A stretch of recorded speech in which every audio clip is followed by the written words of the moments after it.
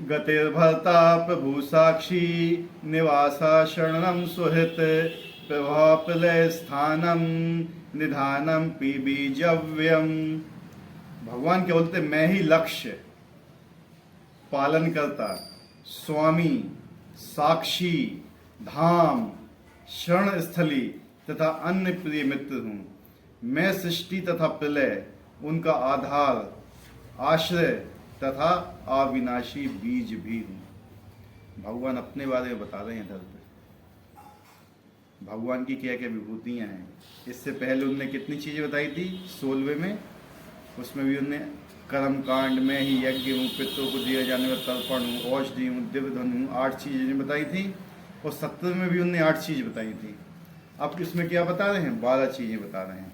लक्ष्य, पालन करता, स्वामी, साक्षी, धाम, शरण स्थली, अन्य प्रिय मित्र, सृष्टि, प्रलय, सबका आधार, आश्रय तथा अविनाशी बीज। कितनी चीजें होंगी, 12। भगवान अपने बारे में 12 चीजें बता रहे हैं। ये 16, 17, 18, 19 ये 4 श्लोक है ना, ये बेसमेंट है पूरे, मतलब भगवान के बारे में जानने के लिए। सबसे पहला क्या है, लक्ष्य। लक्ष्य मतलब क्या होता है, लक्ष्य, गोल। गोल होता है ना, हर व्यक्ति का लक्ष्य भगवान ही है। हर व्यक्ति के लक्ष्य हैं भगवान, चाहे वो भगवान की भक्ति कर रहा हो अथवा नहीं कर रहा हो। वो अपनी अज्ञानता के कारण नहीं जान पाता है कि मैं भगवान का ही, लेकिन उसका लक्ष्य क्या है, भगवान। कोई भी व्यक्ति जो भगवान से भी दूर है, किस लिए वो कोई काम करता है, कोई भी काम कर रहा है, किस लिए वो कर रहा है। अब मान लो कोई देवताओं की ही पूजा कर रहा है, ठीक, कृष्ण की पूजा नहीं कर रहा है, लक्ष्य तो उसका फिर भी क्या है, भगवान है। कि भगवान बोलते हैं कि जो मतलब मेरी पूजा छोड़ के देवी देवताओं की पूजा भी करते हैं ना, तो मतलब गलत नहीं कर रहे हैं, गलत नहीं बोला भगवान ने उनको। भगवान ने क्या बोला कि उनकी जो बुद्धि होती है ना, इच्छाओं के द्वारा उनका हरण किया जा चुका है। अब जैसे यहाँ से दिल्ली जाना है, ठीक है, एक व्यक्ति होगा यहाँ से पहले झांसी जाएगा, झांसी से फिर ग्वालियर जाएगा, ग्वालियर से फिर आगरा जाएगा, आगरा से फिर मथुरा जाएगा, फिर मथुरा से झांसी जाएगा, हैं, धीरे धीरे जा रहा है ना। एक व्यक्ति वो सीधे संपर्क क्रांति में बैठेगा, रात को सीधा पहुंच गया, समझ गए ना। एक 100 माले की बिल्डिंग है, एक आदमी सीढ़ी से जा रहा है एक एक करके, एक आदमी बैठा लिफ्ट में, सीढ़ी से जाएगा, एक एक पैर रखेगा, एक। हाँ, ऐसे एक एक लोक में, देवताओं की पूजा करते हैं तो उनके लोक में जाएंगे, फिर वहाँ पे और आगे बढ़ेंगे तो उनके लोक पे जाएंगे, फिर वहाँ से और बढ़ेंगे तो उनके लोक पे जाएंगे, लास्ट में कहाँ जाएंगे, भगवान के पास। और सब लोग, कोई भी जो भी काम कर रहा है वो किस चीज के लिए कर रहा है, लक्ष्य है। कुछ भी लक्ष्य है, तुमने कोई लक्ष्य बनाया, किस लिए बनाया है, लक्ष्य किस लिए बनाते हैं बताइए, अपने लिए बनाते हैं। अरे कोई भी लक्ष्य हो, मैं ही नहीं पूछा, भूल जाओ ये आध्यात्मिक चीज में, लक्ष्य क्या है आपका, लक्ष्य तो बनाया ही होगा, हैं, क्यों क्यों बनाते हो, उससे खुशी मिलेगी ना, संतुष्टि होगी ना, है कि नहीं। संतुष्टि का मेन गोल क्या है, संतुष्टि कहाँ से मिलती है, मिलती तो भगवान से ही है ना संतुष्टि। तो आप किसी भी रास्ते पे जाओगे ना, हैं, वो नहीं है, मतलब वो हमारा उद्देश्य नहीं है कि आप किसी भी रास्ते पे जाओगे तो भगवान के पास पहुंचे, नहीं, आपका लक्ष्य वही रहेगा, लेकिन आप अज्ञानता के कारण किसी दूसरी चीज के पीछे भागोगे। लक्ष्य आप खोजोगे भौतिक चीजों में संतुष्टि खोजोगे, कि भौतिक चीजों में संतुष्टि मिलेगी, लेकिन वहां मिलेगी नहीं, क्षणिक सुख मिलता है। जितने भी सुख आप लोगों को मिले होंगे आज तक, क्षणिक होंगे, वो कुछ ही देर, बस उसके बाद सब खत्म। फिर वही जो सुख होता है ना, वही आपके दुख का कारण भी बनता है।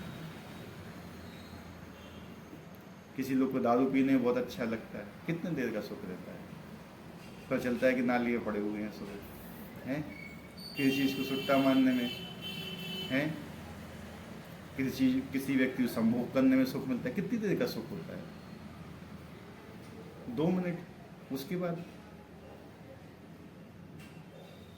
किसी चीज को मांस मच्छी खाने में सुख मिलता है। लेकिन ये सब क्या है? कष्ट के कारण है हमारे। बेसिकली क्या है? कष्ट के कारण है। इनसे हमें कष्ट ही मिलेगा, सुख ही नहीं मिलेगी। और जो हम लोग जो भोग रहे हैं ना, वो अपनी इच्छाओं के कारण ही भोग रहे हैं। अब कहते हैं शादी करने के बाद जैसे सुख भोगते हैं, पत्नी का सुख भोगते हैं, बच्चे होते हैं, तो बच्चों के पालन का कष्ट तो उठाना ही पड़ता है, नहीं उठाना पड़ता है?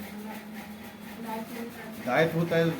तो लोग यही सोचते हैं कि मतलब हम तो मौज मस्ती करें। नहीं, आप जितना भोग के पीछे भागोगे ना, भोग आपको भोगेगा। ठीक है? गति का अर्थ है गंतव्य, लक्ष्य, जहां हम जाना चाहते हैं। लेकिन चरम लक्ष्य तो कृष्ण है, यद्यपि लोग इसे जानते नहीं हैं। जो कृष्ण को नहीं जानता वह पथभ्रष्ट हो जाता है तथा उसकी तथाकथित प्रगति या तो आंशिक होती है या फिर भ्रमपूर्ण। क्या होती है उसकी प्रगति? या तो आंशिक सही रहेगी या पूरे भ्रम में या गलत रास्ते पे चला जाएगा। और किसी को मालूम है उसको कहीं जगह जाना है, लेकिन अगर वो गलत रास्ते पे जा रहा है तो भ्रमित हो जाएगा, गलत रास्ते पे पहुंच जाएगा, वो वहां पे जाना था वहां नहीं पहुंच पाएगा। या फिर उसको कुछ उसकी अनुभूति होगी, आंशिक मिलेगा उसमें, मतलब उसको कुछ रास्ता मालूम है, कुछ नहीं, तो यहाँ मतलब भटकता भटकता किसी न किसी की मदद से पहुंचेगा। ऐसे अनेक लोग हैं जो देवताओं को ही अपना लक्ष्य बनाते हैं और तद अनुसार कठोर नियमों का पालन करते हुए चंद्रलोक, सूर्यलोक, इंद्रलोक, महलोक जैसे विभिन्न लोकों को प्राप्त होते हैं। किंतु ये सारे लोग कृष्ण की ही सृष्टि होने के कारण कृष्ण हैं और नहीं भी हैं। ऐसे लोग भी कृष्ण की शक्ति की अभिव्यक्तियां होने के कारण कृष्ण हैं, किंतु वस्तुतः वे कृष्ण की अनुभूति की दिशा में सोपान का कार्य करते हैं। कृष्ण की विभिन्न शक्तियों तक पहुंचने का अर्थ है अप्रत्यक्षता कृष्ण तक पहुंचना। अतः मनुष्य को चाहिए कि कृष्ण तक सीधे पहुंचे, क्योंकि इससे समय तथा शक्ति की बचत होती है। तो लक्ष्य क्या है हमारा? भगवान कृष्ण की प्राप्ति, भगवान कृष्ण की सेवा में लगना। ठीक है? हर व्यक्ति का एक ही लक्ष्य है, लेकिन अपनी इच्छाओं के कारण तो भगवान की सेवा को छोड़ के दूसरों की सेवा करना चाहता है कि नहीं? मतलब भगवान की सेवा नहीं करेगा तो सोच रहा है कि मैं भगवान की सेवा करूंगा तो मुझे सेवक बनना पड़ेगा, लेकिन वो करता भी ये सेवा, उसके बाद भी सेवा ही करता है, लेकिन दूसरों की सेवा करता है भगवान को छोड़ के। मतलब अपने मालिक को छोड़ के, स्वामी को छोड़ के दूसरे की सेवा कर रहा है, तो उसकी क्या है? अज्ञानता है। देख लो, कोई भी व्यक्ति ऐसा बता दो हमें पूरे संसार भर में, एक उदाहरण बता दो जो किसी की सेवा नहीं कर रहा है। एक आदमी हमें ऐसा बता दो है? सब सेवा ही कर रहे हैं, कोई किसी ना किसी की, कोई किसी ना किसी की सेवा ही कर रहा है। लेकिन वही है कि भगवान की सेवा के लिए बोलते हैं तो हम थोड़ी सेवा करने के लिए, और सेवा वो कर ही रहा है किसी अन्य व्यक्ति की। तो वही है ना कि अगर आप वही समय जो दूसरे की सेवा करने में लगा रहे हो, उसको भगवान की सेवा में तो लगा सकते हो। मेन इतनी सी ही चीज़ है और ज़्यादा कुछ नहीं है। अगर ठीक है तुम वो सेवा कर रहे हो, वो सेवा तुम्हारे लिए बहुत ज़रूरी है, जैसे नौकरी कर रहे हो, बीवी बच्चों का पालन कर रहे हो, जरूरी है ये करना, ये आपके कर्तव्य होते हैं। इन कर्तव्यों से ये भाग नहीं सकते हो, ये दायित्व हैं तुम्हारे। तो ये है कि फिर उनको भी आप इस प्रकार से करो कि उनको ही तुम भगवत सेवा में लगा दो। ये चीज़ें होती हैं इन सब चीज़ों से डाइवर्ट करने के लिए। क्या होता है? भक्ति क्या है? एक टेक्निक है। क्या है? टेक्निक है। जस्ट आपको आना चाहिए वो टेक्निक। आप नौकरी कर रहे हो, जैसे हम नौकरी कर रहे हैं, ठीक है, हम धन उपार्जन करते हैं। धन उपार्जन हम किस लिए कर रहे हैं? अपने परिवार वालों के, ठीक है, परिवार वालों को भरण पोषण करने के लिए कर रहे हैं, सही बात है, वो मेरा क्या है, दायित्व है, मुझे उनका पालन पोषण करना चाहिए, ये मस्ट है, और मैं इससे बच भी नहीं सकता हूँ। अगर मैं इनसे बच के अगर भगवान की भक्ति में लगना चाहता हूँ, तो अगर 100% आपका भगवान के प्रति सरेंडर है, तब तो आप बच जाओगे। अगर कहीं पर भी कुछ गड़बड़ हो गया ना, तो आप भगवान की भक्ति में नहीं लग पाए, तो इसका दोष आपको लगेगा। समझे बात को, कि मैंने माता पिता को छोड़ दिया, माता पिता की सेवा करना छोड़ दिया, पत्नी को छोड़ दिया, बच्चों को छोड़ दिया, जाके भगवान की सेवा करने लगे। ठीक है, अच्छी बात है, कर रहे हो, लेकिन अगर वहाँ पे कुछ गड़बड़ हो गया, वो आप वहाँ पे अपने भगवान की भी सेवा किसी तरीके से छोड़ दी, तो इसका भी पाप आपको भुगतना पड़ेगा। इसलिए ये उन लोगों के लिए बोला गया जो 100% भगवान के शरणागत हो चुके हैं। जैसे हम लोग गृहस्थी में हैं, हमारा काम है सेवा करना भगवान की, और जिनकी हम सेवा कर रहे हैं, जैसे हमें जो धन मिल रहा है, हम जो कुछ कमा रहे हैं, उसमें से कुछ अंश आप भगवान को लगा सकते हो। ठीक है, आप बीवी बच्चों का पालन कर रहे हो, ठीक है, आपके धन से उनका पालन हो रहा है। अगर वो कुछ चीज़ गलत करते हैं, तो उसका दोष भी आपको लगेगा। क्यों? क्योंकि कर्म किसका लग रहा है? अगर एक पिता अपने बच्चे का पालन करता है, ठीक है, और बच्चा कोई गलत काम करता है, दोष किसको मरता है? होता है कि नहीं?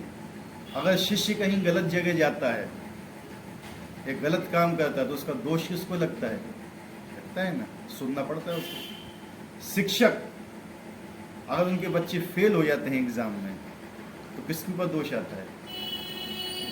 टीचर के ऊपर आता है ना, और स्कूल के ऊपर भी आता है कि नहीं? क्यों आता है? क्योंकि उनका कर्तव्य है वो।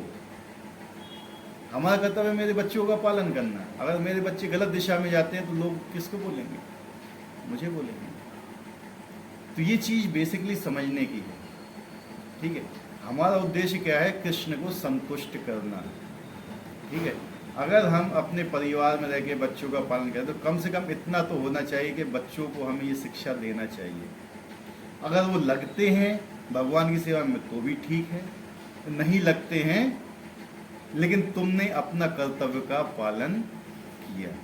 तुमने उनको बोला कि उद्देश्य यही है कि भगवान की सेवा करना। अगर बच्चे नहीं कर रहे, तो आप अपने ऋण से मुक्त हुए, क्योंकि आपने उनको आदेश दिया है। समझ रहे?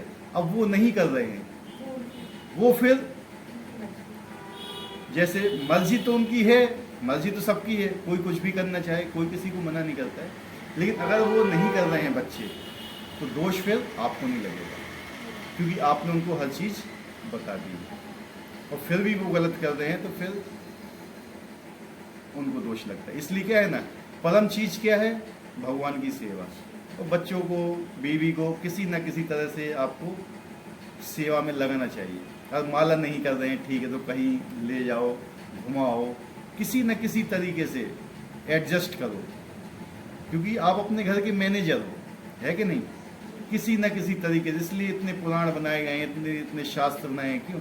किसी न किसी तरीके से उनको भगवान की सेवा में लगाना, वो आपका कर्तव्य है।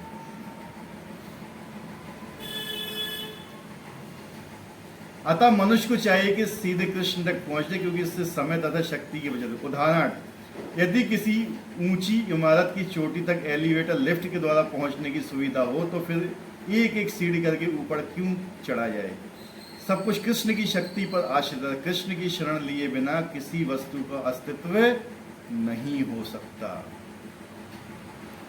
कोई भी वस्तु का अस्तित्व है ही नहीं अगर उसमें कृष्ण की शक्ति नहीं है। किसी भी चीज़ का अस्तित्व नहीं है। अगर आज मैं जो बोल रहा हूँ, उसके पीछे भी शक्ति उसी की। आज अगर आप यहाँ बैठे हुए हो, तो भी शक्ति उसी की है। अगर आप सांस भी ले रहे हो, तो भी शक्ति उसी की ही है। लेकिन ये हम क्या है, समझ नहीं रहे हैं, यही बता रहे हैं। और वही यहाँ पे क्या होता है, पालन करता है ना, दूसरा शब्द पालन करने वाला कौन है? हम अपना ही पालन नहीं कर पाते हैं। समझ रहे? हमारी शक्ति इतनी नहीं है कि हम अपना भी पालन कर पाएं। हमारी शक्ति इतनी भी नहीं है कि हम अपनी एक पलक भी झपक पाएं। हमारी शक्ति ये भी नहीं है कि हम सांस भी ले पाएं। कर कौन रहा है पालन? वही पालन करता है, वही स्वामी है। क्या है? स्वामी। स्वामी मतलब क्या होता है? मालिक। कौन सी चीज ऐसी दुनिया में जो तुम्हारी है लेकिन हम सबके मालिक बने बैठे हैं? है कि नहीं? हर चीज के मालिक बनना चाहते हैं। कहीं पे भी देख लो, हमारे अंदर की जो मेंटलिटी है ना स्वामी बनने की, यही सबसे खतरनाक है। भगवान ने जब अवतार लिया था चैतन्य महाप्रभु में, तो स्वामी बन के नहीं आए थे, वो एक सेवक बन के आए थे। जब भगवान स्वयं अवतार लेते हैं, जो अवतार नहीं है अवतारी है। अवतारी अवतार में फर्क जानते हो क्या होता है?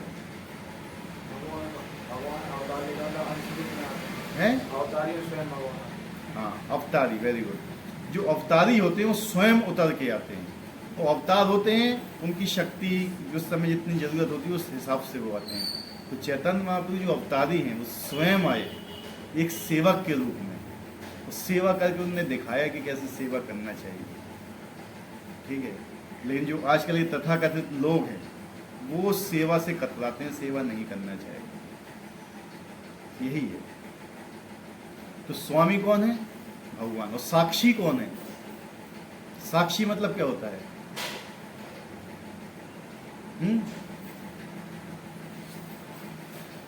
क्या मतलब होता है साक्षी का? गवाह, विटनेस। तू तो लॉयर में है तो विटनेस तो जानते होंगे, दोनों लोग हैं।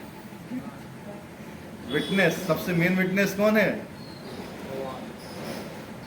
अकेले में कुछ कर रहे हो, कोई नहीं देख रहा है, हमें देखने वाला देख रहा है। ठीक है, यही एक भ्रम हो जाता है लोगों को कि मुझे कोई, जो भी काम अगर आप गलत काम करते हो ना, कभी भी आपके अंदर यही सबसे पहले आता है कि मुझे कोई नहीं देख रहा है।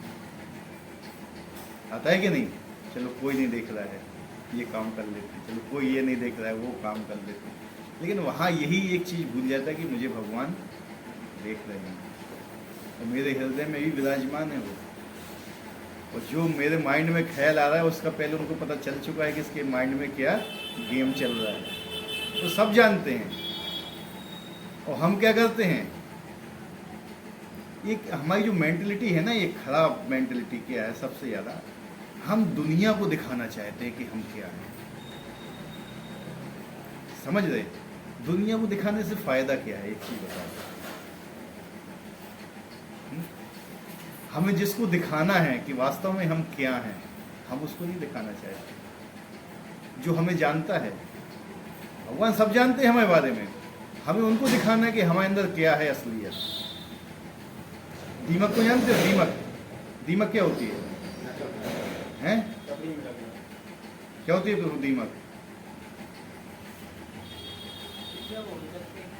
एक कीड़ा होता है जो लकड़ी में लगता है। समझ रहे? जब वो लकड़ी में लगता है तो लकड़ी ऊपर से कैसी दिखती है? बढ़िया दिखती है ऊपर से, चकाचक। वो अंदर से खोखली हो जाती है। हमारे अंदर भी ऐसा ही दीमक लगा हुआ है। हम ऊपर से तो अच्छे दिखना चाहते हैं, अंदर से खोखले। तो बेसिकली हम कोई भी काम अगर कर रहे हैं, कोई भी चीज़ कर रहे हैं, हमेशा ये सोच के करो कि हम भगवान को प्रसन्न करने के लिए करते हैं। भगवान या उनके भक्तों को प्रसन्न करने के लिए। लेकिन हम करते किस लिए हैं? सीधा बताओ यार, वो तो आपसी कम है। दुनिया के लोगों को दिखाने के लिए करते हैं। हमारे अंदर क्या प्रवृत्ति है कि दुनिया के लोग देखेंगे तो मुझे अच्छा बोलेंगे, हैं? लेकिन अंदर से जरा झांक के देखो, जिसको आपको दिखाना है वो आपके बारे में क्या सोच रहा है। पूतना थी ना, ऊपर से क्या लगती थी वो? हैं? अप्सरा थी, लक्ष्मी की तरह। अंदर क्या थी? भगवान ने क्या किया था? समझ रहे हैं? शूर्पणखा क्या थी? ऊपर से क्या बन के आई थी? लक्ष्मण जी ने क्या किया था? नाक कान। लक्ष्मण जी कौन है? आदि गुरु बलराम जी। शेष अवतार, ठीक है। अगर हमारे जैसे भक्त भी अंदर से राक्षस हो, ऊपर से सुंदर बन के आ जाएं, तो बलराम जी क्या करेंगे? समझे बात? शूर्पणखा ये दर्शाती है, यही पूतना दर्शाती है, ठीक है। तो इन सब चीज़ों को देखना चाहिए। तो साक्षी क्या है? भगवान। धाम, धाम भी हमारा परम गंतव्य क्या है? गोलोक, गोलोक पहुंचना। लेकिन क्या है ना, हम भगवान को नहीं चाहते, हम भगवान की शक्तियों को चाहते हैं। भगवान की शक्तियाँ क्या हैं?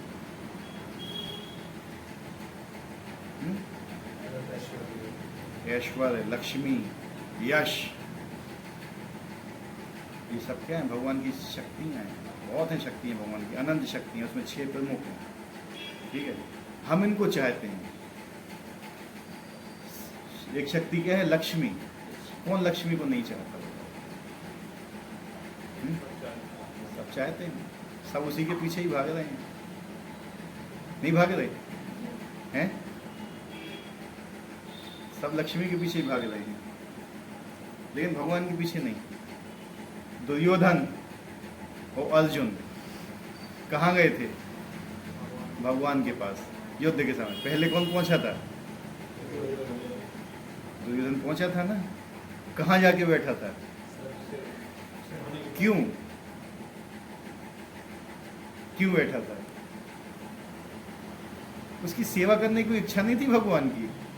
सिर के पास से आके कौन बैठता है? जिसको अहंकार होता है अपने पास। अरे ये क्या है यार, ये तो सही है। अर्जुन क्या थे? पैरों के पास जाके बैठे। भगवान ने आंखें खोली तो कौन दिखेगा? पहले दिखेगा ना, एक जो सिर की यहाँ बैठा हुआ वो थोड़ी दिखेगा, जो चरणों पे होगा वही दिखेगा। तो भगवान बोल रहे अर्जुन तुम आ गए, पीछे तो मैं पहले आया हूँ, तो मैं देखा तो पहले मैंने इसको तो भगवान ने सीधा बोल दिया था, मेरा निर्णय है, मैं युद्ध नहीं लड़ूंगा, ना मैं शस्त्र उठाऊंगा, या तो मुझे ले लो या मेरी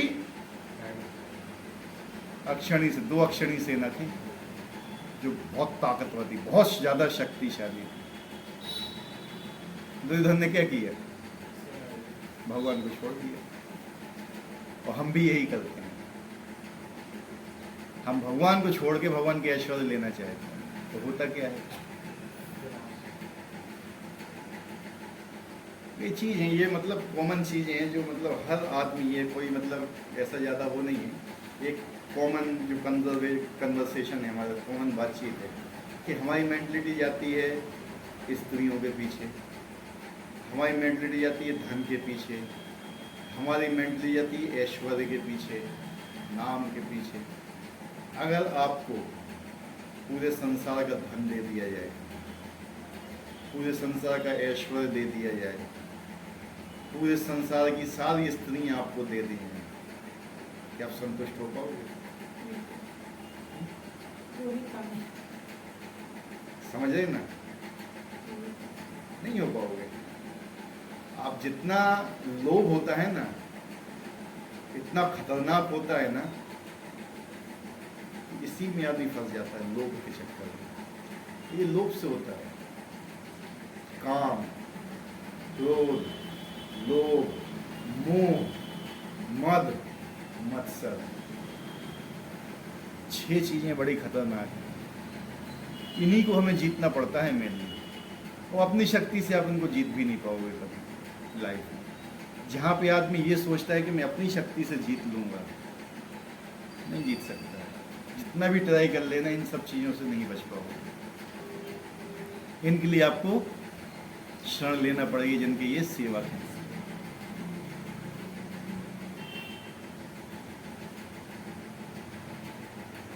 प्रत्येक जीव के हृदय में स्थित होने के कारण कृष्ण परम साक्षी हैं। हमारा घर, देश या लोक जहां हम जा रहे हैं, सब कुछ कृष्ण का है, हमारा कुछ नहीं। आप माता के गर्भ में भी आए तो भी अपनी इच्छा से नहीं आए, वहां पे आपको प्रकृति के नियमों ने भेजा।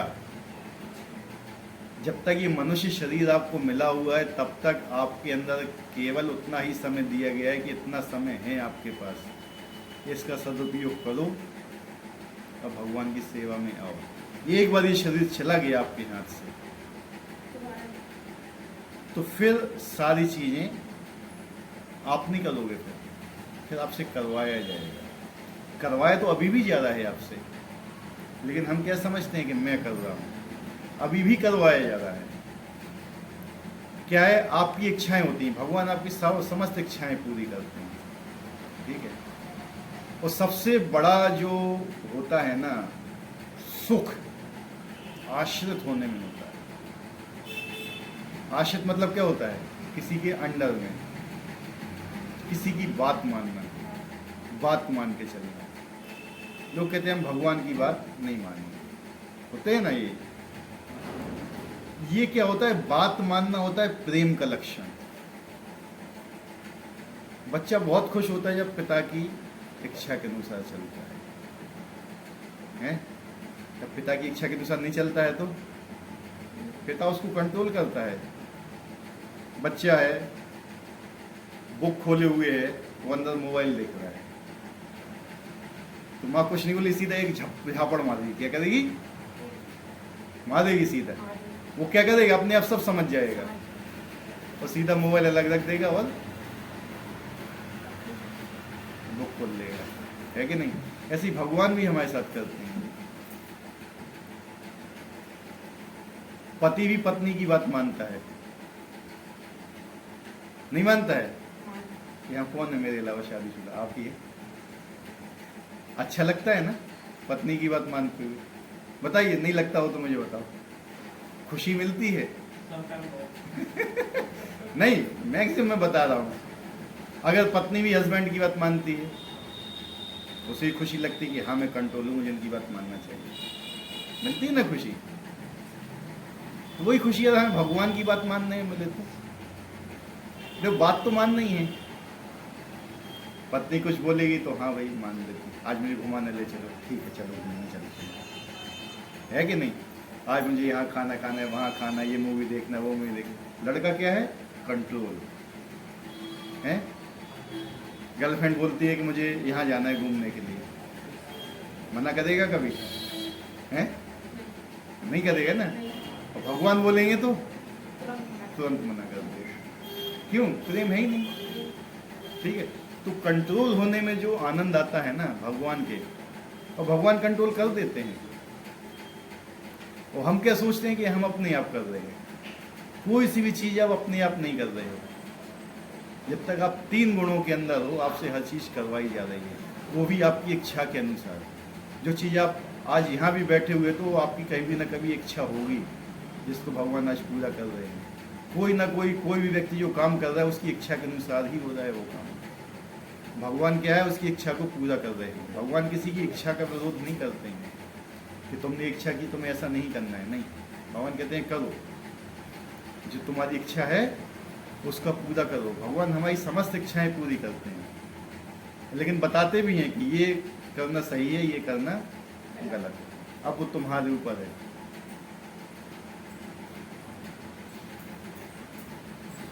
शरण के लिए कृष्ण परम गंतव्य। मनुष्य को चाहिए कि अपनी रक्षा, अपने कष्टों के विनाश के लिए कृष्ण की शरण ग्रहण करें। जो भी आपको कष्ट मिल रहे हैं, ठीक है ना, उनसे बचने के लिए किससे प्रार्थना करना चाहिए?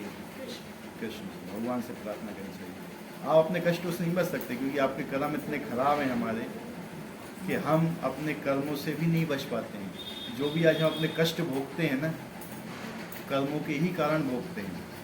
आप पूरे ब्रह्मांड में कहीं भी चले जाना, पूरे, अगर आप ये सोचते हो कि मुझे महुआ में बहुत कष्ट मिल रहा है, मैं यार दूसरी जगह चले जाऊंगा तो मुझे कष्ट नहीं मिलेगा। अगर आपके कर्म हैं, वो आपको कष्ट भोगना है, तो आप ब्रह्मांड में किसी भी लोक में चले जाना, आपको कष्ट अवश्य मिलेगा। क्योंकि वो लौट के, कर्म लौट के आता है, और कर्म को काटने का केवल एक ही चीज़ है, भगवान का नाम। भगवान का नाम प्रेम पूर्वक लोगे तो वो कष्ट से आप बच जाओगे, अन्यथा कोई नहीं है। आपको सारे के सारे जितने भी तक आपने कर्म किए हैं ना वो भोगना पड़ेंगे, और कोई इससे आपको बचा नहीं सकता है। लोग कहते हैं कि महुआ से कहीं जाके मैं बाहर सुखी हो जाऊंगा, या मैं अगर मैं इस स्कूल में पढ़ रहा हूँ यहाँ पास नहीं हो पा, दूसरे स्कूल में जा रहा हूँ और ज़्यादा बुद्धिमान हूँ। नहीं, जितना है आपको उतना ही मिलेगा।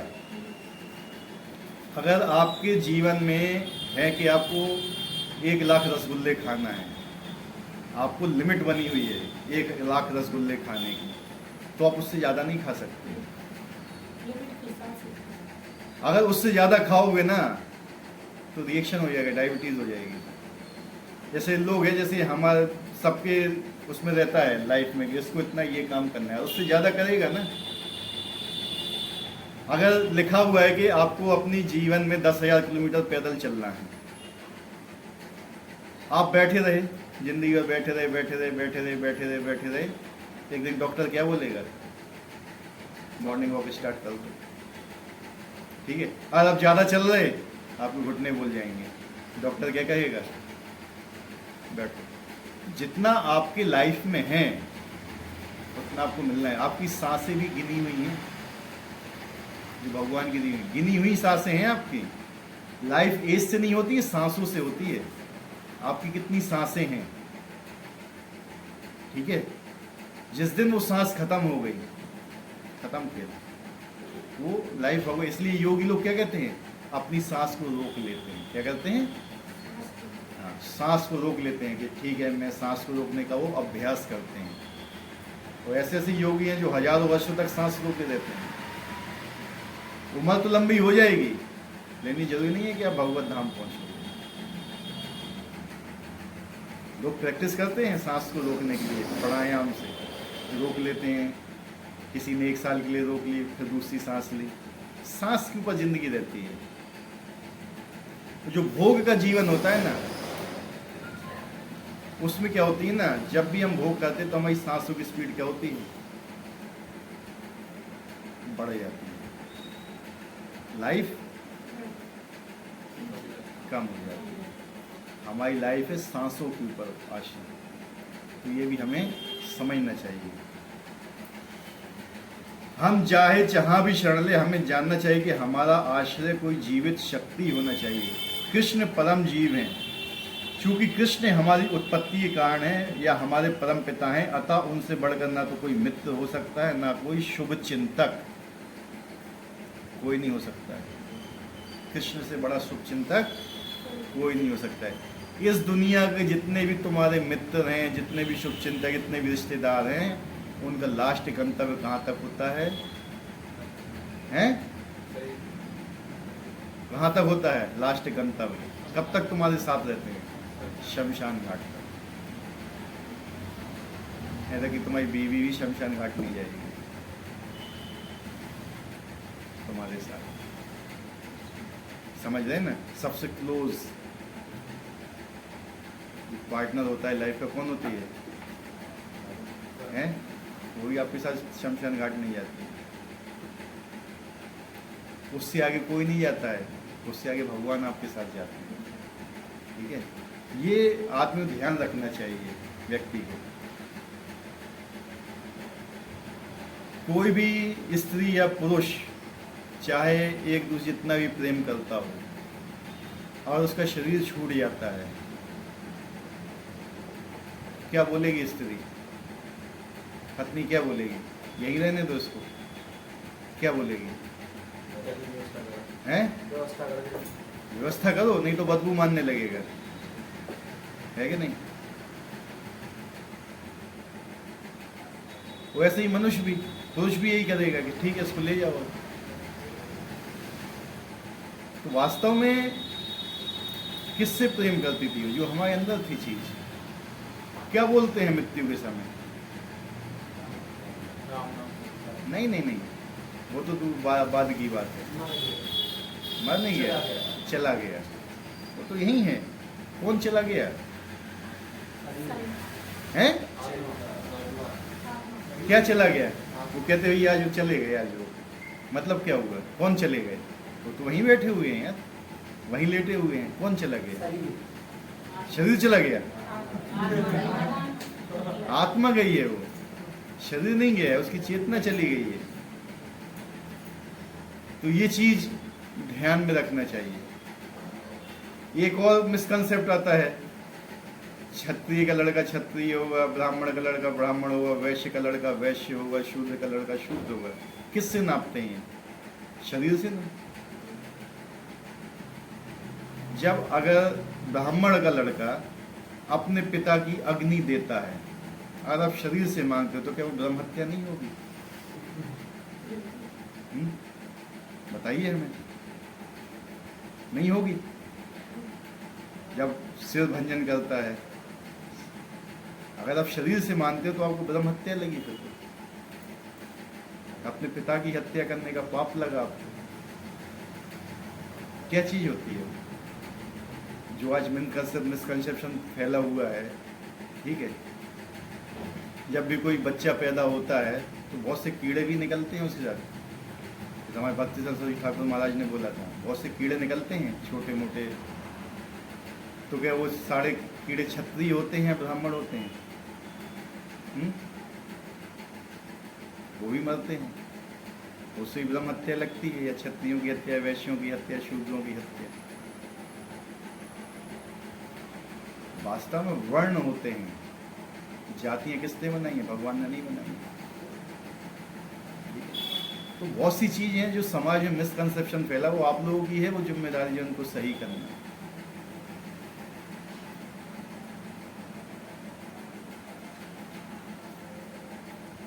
कृष्ण सृष्टि के आदि उद्गम प्रलय के पश्चात भी परम विश्राम स्थल है। अतः कृष्ण सभी कारणों के समस्त कारण है। सृष्टि किसने उत्पन्न की? सृष्टि किस लिए उत्पन्न होती है? हमारे लोगों के लिए। भगवान ने हमारे लिए सृष्टि का निर्माण किया कि हम अपनी इच्छाओं की पूर्ति कर सकें। ठीक है, और भगवान ही इसका प्रलय करते हैं। कहते हैं बहुत दिन हो गया इन लोग को समझाते समझाते नहीं समझ आए, प्रलय करो, खत्म करो, फिर दोबारा सृष्टि का निर्माण करेंगे। यही प्रक्रिया बार बार चलती रहती है। कहना लड़का चाहे जितना उद्दंड हो, माता पिटाई जरूर लगा देगी उसको, लेकिन कुछ देर के बाद जाएगी, कहीं खाना खा लो बेटा। होता है ना यही। भगवान बहुत कृपालु है, जितना हम समझ भी नहीं सकते। वो हमेशा हमारा इंतजार करते हैं कि कब हम उनके सम्मुख आए। आपके माता पिता से भी करोड़ों गुना ज्यादा दयालु हैं, लेकिन हम एक्सेप्ट नहीं करते।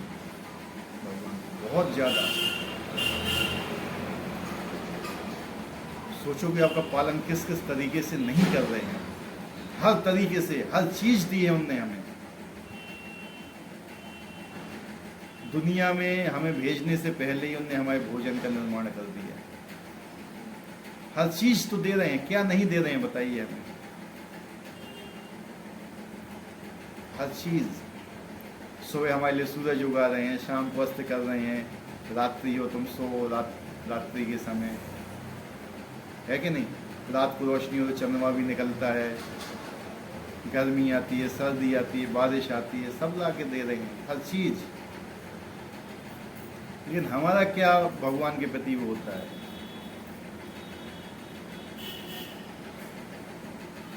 हमारा क्या कर्तव्य बैठता है?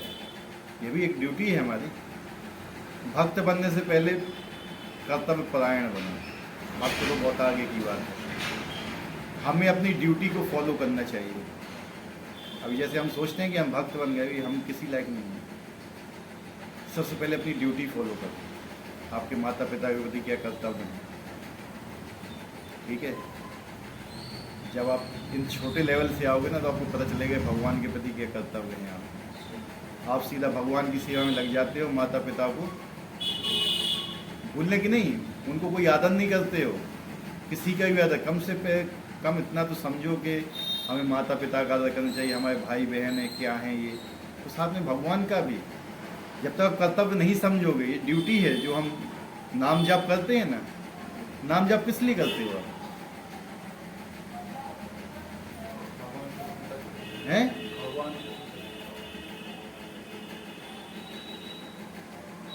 नाम जाप आप अपनी शुद्धि के लिए करते हैं। किसकी शुद्धि के लिए? अपनी शुद्धि के लिए। कर रहे हो कि नहीं? इसमें भगवान की क्या प्रसन्नता है? अपनी शुद्धि के लिए कर रहे हो ना आपको, मतलब भगवान ही आपकी शुद्धि कर रहे हैं। भगवान का नाम जाप इसीलिए ही तो करते हो कि मेरे अंदर शुद्धता आ जाए, मैं शुद्ध हूँ, यही तो मेन चीज है ना। तो शुद्ध वास्तव में आपको कौन कर रहा है? भगवान कर रहे हैं, आप तो शुद्ध कर नहीं रहे हो अपने आप को। और जो नाम जाप करने के लिए भी बोलते हैं उसमें आपकी ही भलाई है कि हम शुद्ध होंगे पहले। भगवान का प्रेम तो बहुत बड़ी बात है, ये तो अल्टीमेट चीज़ है, वहाँ तक तो अभी सोचो मत तो ज़्यादा सही है। पहले ग्राउंड लेवल पे रहो।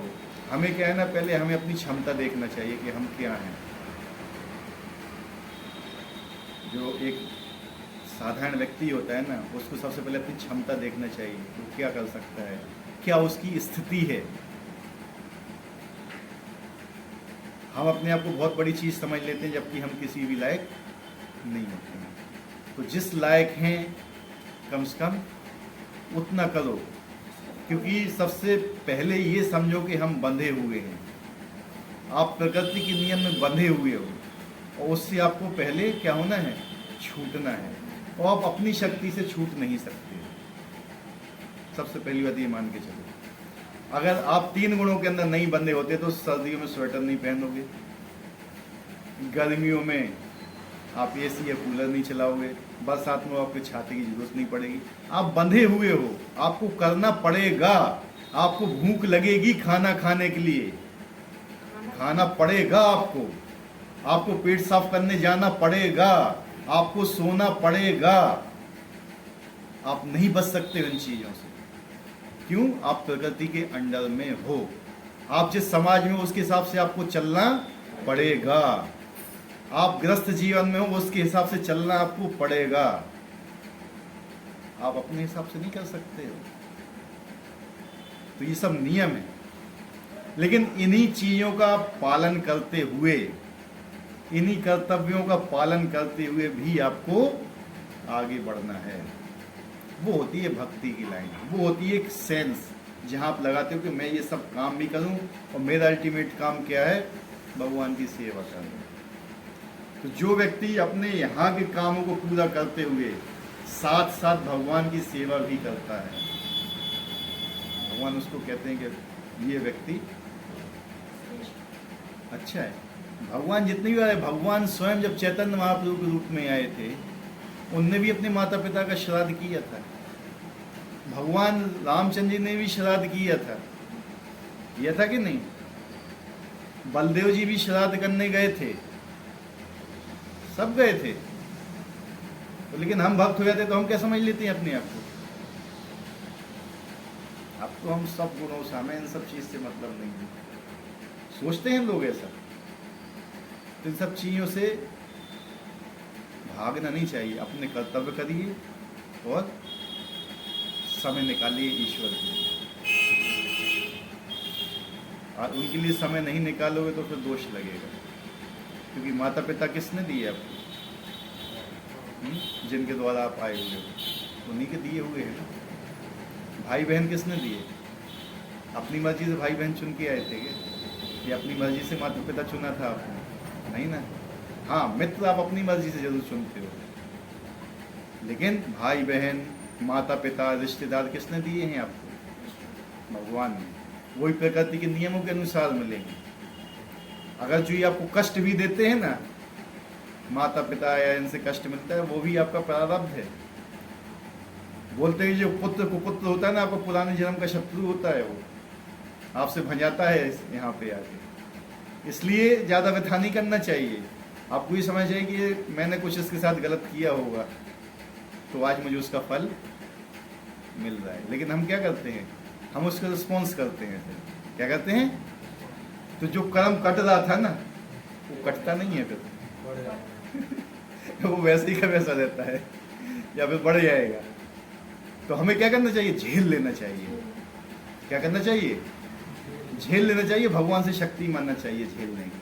आपने झेल लिया तो कर्म, और आपने रिस्पॉन्स कर दिया तो अभी है। कर्म कांड में क्या होता है? आपके कर्मों को पोस्टपोन कर दिया जाता है। क्या आएंगे वो जरूर, कुछ दिनों के बाद आएंगे। ठीक है, जैसे क्या होता है ना, अभी जेल हुई तो क्या है, बेल दे दो, जेल तो होगी ही ना, बच नहीं पाएगा। सही बात है प्रभु, नहीं फिर आई तो फिर क्या, फिर बेल लेने पहुंच गए हैं। तो ये कर्मकांड की विधि होती है। भक्ति वैसे नहीं, भक्ति बहुत पावरफुल है, वो अल्टीमेट है। अगर आप 100% भगवान की शरण में लगते हो तो फिर आपको कुछ करने की जरूरत नहीं है। लेकिन क्या हमेशा ये सोचो अपनी स्थिति को, क्या आप 100% लग सकते हो? ट्राई करना चाहिए 100% लगे, धीरे धीरे बढ़ना चाहिए। हम रखे हैं पहली सीढ़ी पे पैर और दूसरी सीढ़ी पे हम सोचते हैं कि 100 वाली सीढ़ी पे हम पैर रख लें, तो क्या होगा? इसलिए एक एक स्टेप जाओ, नहीं तो फिर लिफ्ट में पहुंचो। इतनी शक्ति है आपके पास तो फिर लिफ्ट में पहुंचो सीधे, जैसा बताया गया। लिफ्ट है भक्ति की विधि, भक्ति कीजिए, लेकिन भक्ति का विज्ञान भी आना चाहिए।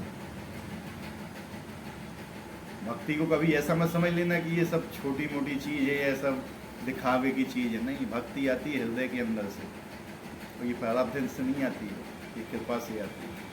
तो आपके ऊपर भक्तों की कृपा नहीं होगी, भक्ति आपका जन्म लेगी ही नहीं। इस जन्म में नहीं, पिछले जन्म की भी कृपा हो सकती है भक्तों की, ऐसा नहीं है। हम ये नहीं कह रहे कि इसी जन्म में आप भी यहाँ आए हुए हो, यहाँ बैठे हुए हो, कि किसी न किसी जन्म का होगा आपका जो आप यहाँ बैठे हुए हो। तो ठीक है, आज का तो हो गया। आज एकादशी है। कौन सी एकादशी है? हैं? देवशयनी एकादशी। देवशयनी एकादशी में क्या होता है? सोते नहीं हैं, भगवान योग निद्रा में पहुंचते हैं 4 महीने के लिए। उठेंगे कब? देव उठनी। आज से जो 4 महीने होते हैं ये बहुत इंपॉर्टेंट होते हैं। इसको बोलते हैं चातुर्मास, 4 महीने। हम लोग का क्या है, चातुर्मास पालन करने के नियम 3 टाइप से होते हैं। या तो एकादशी से एकादशी, या संक्रांति से संक्रांति, या पूर्णिमा से पूर्णिमा। तो हम लोग जो गौड़ीय वैष्णव परंपरा में हैं, हम लोग पूर्णिमा विधि को फॉलो करते हैं। पूर्णिमा से ही महीना चालू होता है, पूर्णिमा से सावन चालू हो जाएगा। पूर्णिमा को कौन कौन जा रहा है इस बार? जा रहे हो? जाना चाहिए, कोई जाए तो। मुंडिया होती है पूर्णिमा, ये श्री सनातन गोस्वामी के ऊपर है।